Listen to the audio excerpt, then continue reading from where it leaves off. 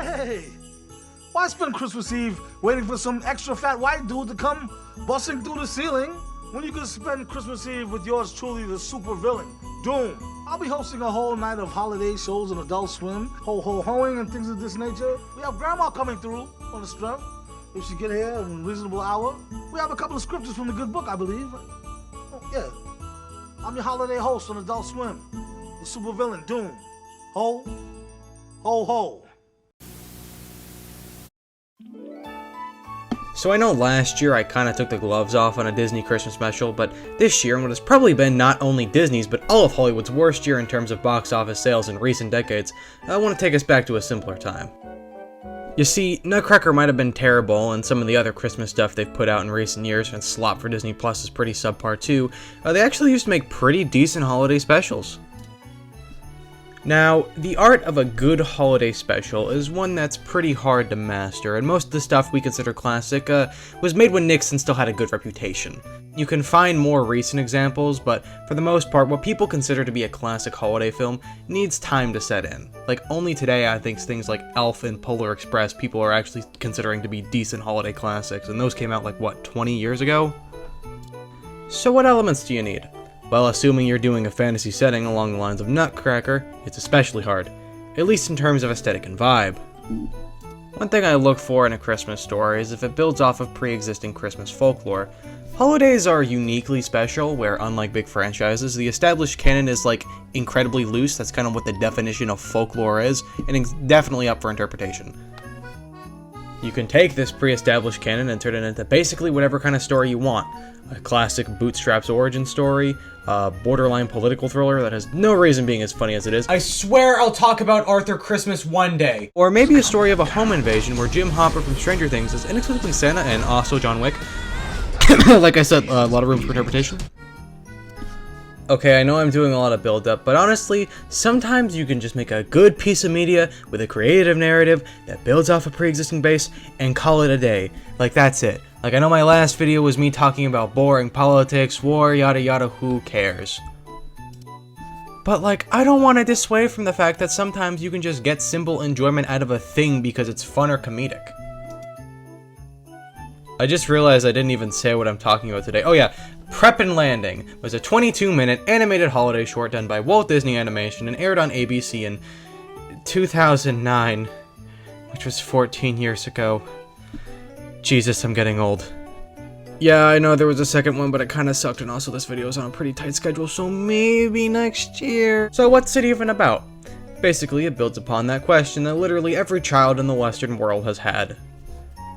How does that fat man in the red coat manage to commit so many home invasions in the span of roughly 12 hours?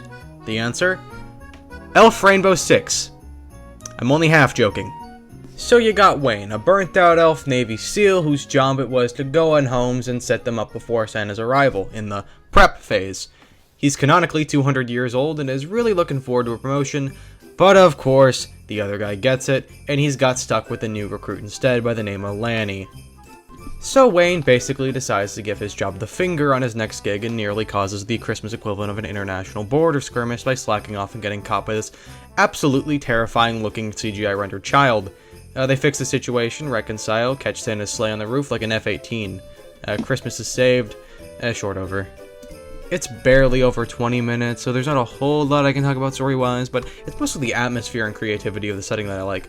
Christmas movies almost always revolve around the theme of putting others before yourself, and this one being no exception, just because it's mostly the theme of the literal season of gift-giving.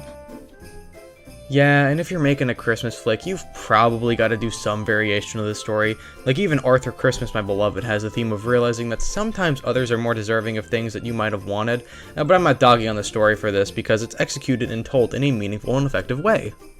I'm not gonna pretend that Prep and Landing is some underappreciated masterpiece of storytelling. Like, honestly, Deck the Halls with Danny DeVito from 2006 did a better job of telling a story about two people putting aside their differences and learning to care about the people that are closest to them in their lives. And that movie has Matthew Broderick falling face first into a pile of camel so, not exactly high standards. Either way, the story and message are present, do their job, but it's the comedy and unique writing and premise that make me like this thing. Making Christmas Eve a strategic pencil-pushing office nightmare is so funny, and technically did it before Arthur Christmas since it came out 2 years earlier. I'm surprised Disney hasn't sent some mouse-shaped lawyers over to Aardman's offices yet. I know I keep comparing this to Arthur Christmas, and yeah, I was kinda reminded that I should probably go watch that again instead, because it just keeps getting better every time I do, but I'm much more nostalgically connected to this one, and I just want to get a bit out for you guys to watch around the fireplace this Christmas. I actually think the second short is a little bit better in terms of comedy, and has the guy who plays Jerry from Rick and Morty in it.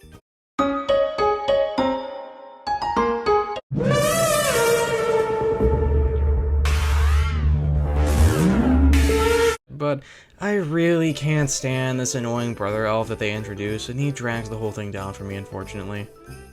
But like, there's so many cute references here and there, the friggin' fruitcake joke, it's all here. It just builds that warm, cozy atmosphere I associate with the holiday season. Yeah, call it all show, no substance, but I like it just the way it is.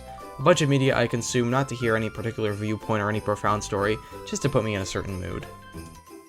Especially recently. Obviously I've had finals, but a lot of other personal events have happened recently, and rewatching these shorts really brought me back all those years.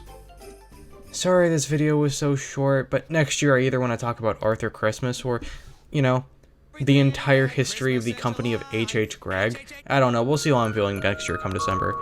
Yeah, but enjoy your holidays, folks.